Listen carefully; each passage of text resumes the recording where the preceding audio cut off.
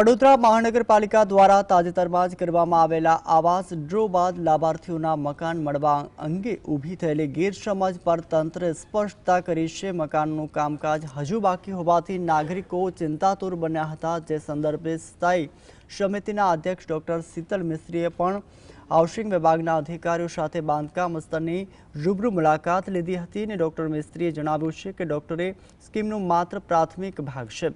કાયદાકીય અને વહીવટી પ્રક્રિયાને કારણે વિલંબ થયો છે, પરંતુ નાગરિકોના નાણાંનો સદુપયોગ થાય તે રીતે જ કામગીરી ચાલી રહી છે। આવાસનું કામ પૂર્ણ થયા બાદ જ ભવ્ય લોકાર્પણ કરીને વિધિવત રીતે લાભાર્થીઓને ચાવીઓ પણ સોંપવામાં આવશે।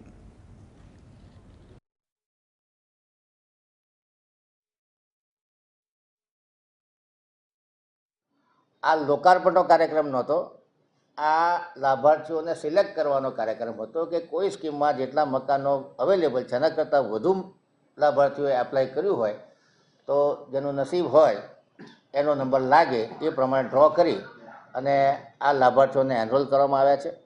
મોટાભાગના આવાસો 5 થી 6 સ્કીમના આવાસો રેડી છે અને જે વાત કરીએ આપણે કલાલી 585 રેવન્યુ સર્વેવાળી સ્કીમ કે જેમાં 1900 મકાનો બનવાના છે, એ સ્કીમ અત્યારે પ્રગતિ હેઠળ છે।